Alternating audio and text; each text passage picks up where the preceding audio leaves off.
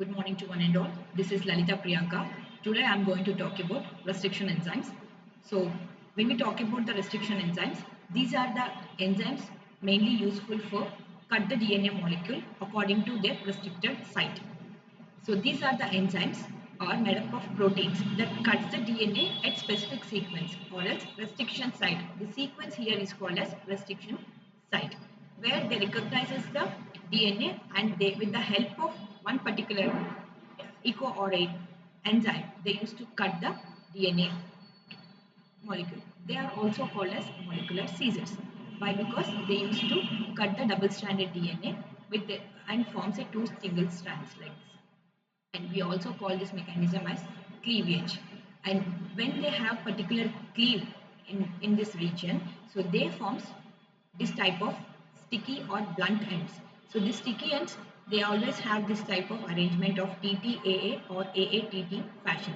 Blunt ends, they may have some alternate fashions of this AG or AC like this. Right? Each restriction enzymes, they recognizes one or more target sequences in the DNA and cut the DNA in both the strands of DNA. So in general, when we talk about the DNA structure, it runs in anti-parallel direction, that is 5' region to 3' and 3' to 5'. They always runs in anti-parallel direction. They are double-stranded in nature and they also have ATGC bonds. A always pairs with T. A stands for adenine, T stands for thymine and G always pairs with C. So G guanine always pairs with cytosine. Yeah. So these are the things mainly we will talk about the restriction enzymes. And here in general terminology, we used to call these restriction enzymes as molecular scissors, where we are going to cut the DNA molecule at particular restriction site. Each restriction site has recognition capacity or else we can call it as recognition the target sequence and they used to cut the DNA molecules. Why we are cutting the DNA molecules then? So if we want to add any kind of new genes, so we require some enzymes to cleave the older one from the DNA and we remove partial part and we incorporated any kind of new genes which are responsible or which are having some dominant characters or which has having some disease resistance characters. So we are going to incorporate such kind of studies. So they cut the DNA and produce some kinds of ends like blunt. Blunt when you call, so these are the blunt. Sticky, so they are like the sticky. So they used to have some sticky ends and blunt ends. Blunt ends, they may not have a suitable arrangement for attaching two strands. Sticky ends, they have an ability to attach like this. In this fashion, we used to see how the DNA molecules are cutting. So this terminology was first explained from the year 1950s to 1970s. Different scientists have contributed their studies and finally Weber and Nathans, are awarded with a Nobel Prize in the field of medicine in the year of 1978. But this earlier studies was taken in the year of 1950s. So this has small brief history about the scientists who have contributed their studies with regarding of restriction enzymes. Priorly, they have studied about the host control restriction modifications. So when you talk about the host control, that completely talks about the bacterial host or any other thing. So they have that particular name called as host control restriction enzymes or modifications. In 1960s, somehow they have evolved some other studies and they also said that restriction enzymes caused by enzymatic cleavage. Some enzymes are responsible for cleaving this particular DNA at particular region. So that was said by Aber and the Michelson. And 1970s, they had some different types of restriction enzymes like type 1, type 2, type 3, type 4 and type 5 also. But in general, we are going to talk about only type 1, type 2 and type 3. So here they specifically mentioned about type 2 restriction enzymes. So this type 2 restriction enzymes was first identified by Smith and Kelly. He first observed this particular site of type 2 mechanism. So they specifically attaches to particular nucleotide and cut the DNA in that specificity. Like single nucleotide base pairs 4, 5, 6, 7, 8 in that fashion. So type 2 restriction enzymes has high efficiency of cutting the single nucleotide where they recognizes apart from the entire genome, they recognizes the single sites. So this particular type 2 type of restriction enzymes are highly useful and they are highly specific and they are completely ATP independent. They require some magnesium ions for recognizing and for cleaving the DNA. And here in 1970s, they use such some kind of mapping techniques like DNA mapping by Nathans and Dan. So they also identified particular regions they have. They map the locations in the DNA and they used to cut the DNA in that particular fashions. In 1978, so they got for their contributions, they got Nobel Prize in the field of medicine. So these are the simple brief history about the scientists and their contributions towards the restriction enzymes.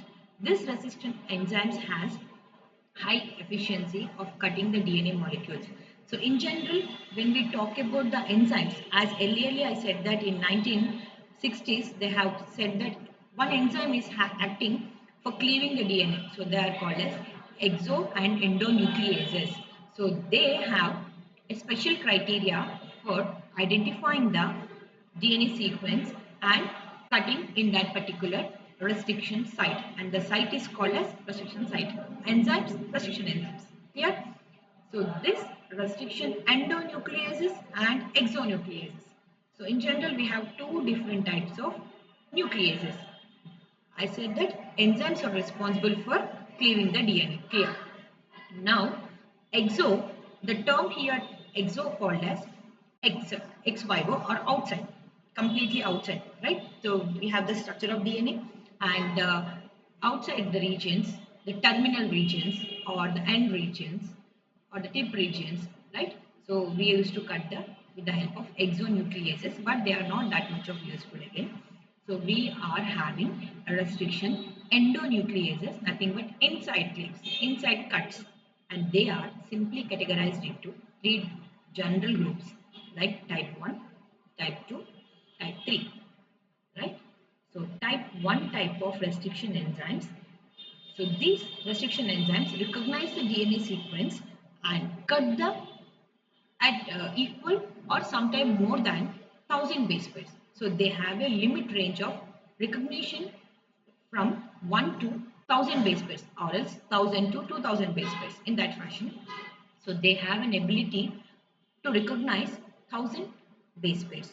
So they have equal amount of 1000 base pairs or sometimes 1000 not 1 2 like that also 1050 in that fashion. They have an ability equal or more than 1000 base pairs of recognition, and they are also made up of two long strands of DNA. They require some energy. So in order to break any molecule, in order to add anything, so we require some external energy. In the same way, these enzymes also require some energy in order to identify the long chain of DNA up to 1000 base pairs. So they recognizes and they have a some kind of energy for breaking the molecule at 1000 base pairs. Additionally, they also require some amount of adenosine methionine for having this cleavage. So type 1 type of restriction enzymes mainly useful to cut the DNA equal or more than 1000 base pairs. Right. Next we have type 2 type of restriction enzymes. So they are specific. As earlier I said that type 1 are non-specific and they have an ability to cut the DNA from 1000 base pairs or more than that. There is no particularly 1 2 like that. But here in type 2 we have some particular recognition sites. That is type 1 is differ from type 2. Type 2 is generally is of specifically recognizing the ATP for some nucleotide base pairs like 1, 2, 3, 4 in that way. So in general we used to call it 4, 5, 6, 7, 8 nucleotides, right? And they are not that much of ATP dependent. In order to break the small molecules, in order to identify the small sequences, we doesn't require the large ATP. ATP in the sense it's an energy molecule adenosine triphosphate. So they don't require such ATP here and they only require some amount of magnesium ions for their identification as well as cutting. Next we have type 3. Type of restriction enzymes, they have some specificity, right? And they recognizes some short sequences like 20 to 30 nucleotide base pairs. Not like type 1, large amount of molecules, not like type 2, only single nucleotides. Here they have some kind of specificity that they identifies the base pairs of 23 to 25 or 25 to 28. We can call, no problem. In between 20 to 30. The range is between 20 to 30, and in general we used to talk about 25 base pairs or 28 base pairs. So they have ability to recognize and they cut the DNA, and here they require some amount of energy in order to identify those 10 or 20 sequences, and they also require magnesium ions. Here they are ATP dependent molecule, right? So this is type 3. Next they have uh, all the overview of types of restriction enzymes. Type 1, they generally cleaves less than or equal to sometimes more than 1000 base pairs. They require endonucleases, methylases, and located on the single protein molecule. A best example for type 1 is ECO. So that is the one ECO AI, ECO KI. So these are the ECO stands for Escherichia coli. K is the strain. 1 is the numerical indication of that particular strain. In that way, ECO, Escherichia coli, A is the strain name and 1 is the identification of its numerical number. In the same way, we have other examples too. We can write any more. And type 2, they are specified, recognizing one particular location. And they also require some endonucleases, methylases for their identification or separating from them. And here also we have some examples like ECO RI, that stands for Escherichia coli R strain 1 is a numerical indication for that. BAM H1, so that is withdrawing of one of the bacterial example, and HIND3, that is also one of the example. So we can have this particular things. Next type 3, they cuts randomly around 20 to 30 I said, and here we can write 25 to 28 or 24 to 26 base pairs away from the recognition site. So they recognizes in that way. They leave the first 20 base pairs or 30, then they recognizes. Then they recognize that fashion. After 40, next 60 to 80 to 100 like that.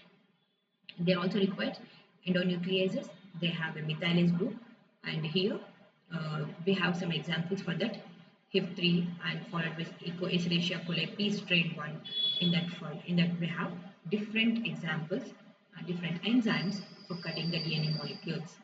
So hope you all understood about the restriction enzymes. It's a very simple topic, and in general we used to call this restriction enzymes as molecular scissors. Thank you for that.